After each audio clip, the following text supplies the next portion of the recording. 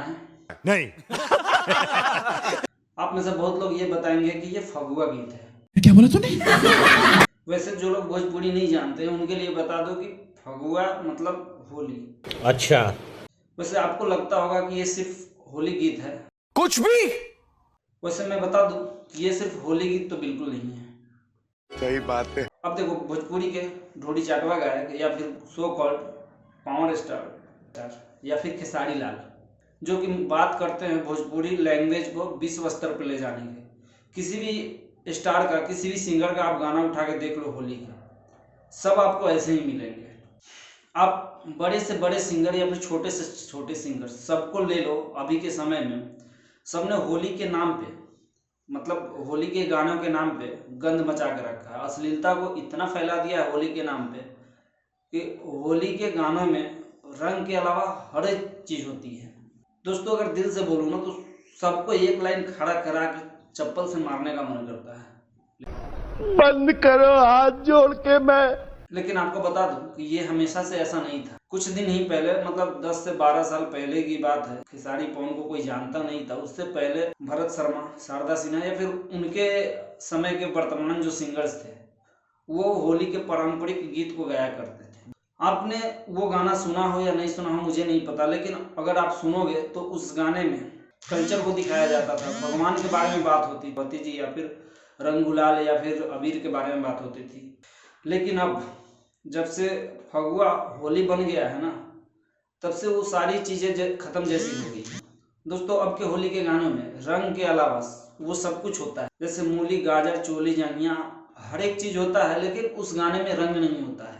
अब मुझे नहीं लगता है कि होली के गानों में ये मूली, गाजर, चोली, जंगिया, इन सब वर्ड का क्या मतलब है, क्या जरूरत है। खेसारी लाल, पवन सिंह तो मतलब दूध के धुले तो नहीं है, लेकिन आपने अगर कभी श्री श्री श्री गुड्डू रंगीला महाराज जी का कोई गाना सुना हो होली का, तो आपको भली भांति पता होगा कि भोजपुरी में होली में कितनी गंदगी, कितनी अश्लील बातें बताई जाती। मैं पूरे दावे के साथ कह सकता हूं कि अगर आपका मन आपके कंट्रोल में नहीं हो रहा होगा और अगर आपने गुड्डू रंगीला के गानों को सुन लिया ना, कसम से कह रहा हूँ कि आप बलात्कारी बन जाओ। कुछ शर्म आया है?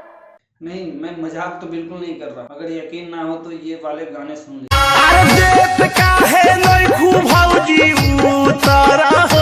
कैसे बढ़ गई।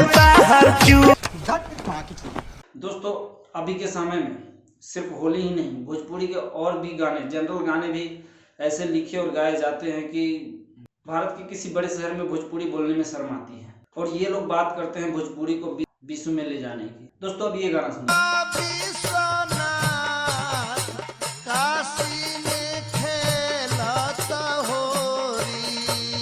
दोस्तों, मैं दावे के साथ कह सकता हूँ कि आप लोगों ने ये गाना नहीं सुना। हाँ, वो लोग जरूर सुने होंगे जिनकी उम्र 40 साल से ज़्यादा हो, क्योंकि अब के लोगों को ना वैसा ही गाना पसंद आता है और वो लोग वही सुने। लेकिन एक दौर था जब खेसारी लाल हो या फिर पवन सिंह जब अपने शुरुआती दौर में थे, तो इन्हीं होली के पारंपरिक गीतों को, उनके धुनों को लेके गाना गाया करते थे।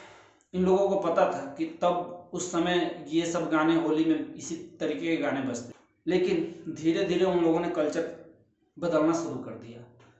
लय उसी गाने का रहता था, धुन उसी गाने का रहता था, और शब्दों में छेड़छाड़ करना शुरू कर दिया। जहाँ पे शंकर जी का बात होता था, जहाँ पे लक्ष्मण जी का बात होता था, वहाँ पे इन लोगों ने होली के गानों में भौजी को छिनार,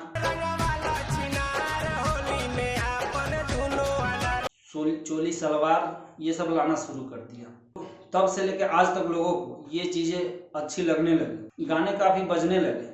सिंगरों ने सोचा कि चलो लोगों को यही चाहिए, अश्लील गाने ही चाहिए, यही बनाना चाहिए। फिर क्या था, लोगों ने उस लय को भी छोड़ दिया, उस धुन को भी छोड़ दिया। फिर किसी भी गाने के धुन पे कितना अश्लील गा सकता है कौन, ये होर लग गया। भोजपुरी के ऐसे ही होली के गानों ने भोजपुरी समाज के रिश्तों को नुकसान पहुंचाना शुरू कर दिया। जैसे देवर भौजाई का रिश्ता हो, जीजा साली का रिश्ता हो, पति पत्नी का रिश्ता हो, या फिर कोई सा भी रिश्ता हो, सब पे गाना आने लगे, जो कि अपने समाज के लिए ये बिल्कुल ठीक नहीं था। इस गाने के चलते सारे रिश्ते बदनाम हो रहे हैं। ये चीजें नहीं होनी चाहिए, लेकिन इसमें कहीं ना कहीं जिम्मेवार सब लोग हैं।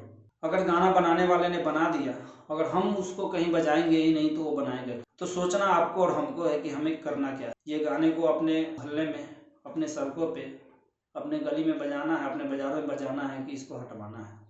मैं कह रहा हूँ कि इस चीज़ को रोकने की ज़रूरत है। सब लोग ये जिम्मेवारी नहीं ले सकते, लेकिन अगर कुछ लोग ये ले ले तो फिर ये चीज़ें हट सकती है। प्रत्येक गली मोहल्ले में, प्रत्येक मोहल्ले में अगर कोई एक व्यक्ति भी अगर ये इस चीज़ों पे जोर दे दे कि किसी भी शादी में, किसी भी त्यौहार में या फिर इन जैसे गानों को अगर नहीं बजाने से रोक डाले तो फिर सब कुछ सुधर सकता है। जहाँ तक सुनने वालों की बात है, उनको ही रुकना होगा, बनाने वाले कभी नहीं रुकने, क्योंकि उनको पता है कि सुनने वाले हैं, इसलिए वो हमेशा बनाते रहेंगे। तो बस जय हिंद, जय बिहार, जय भोजपुरी।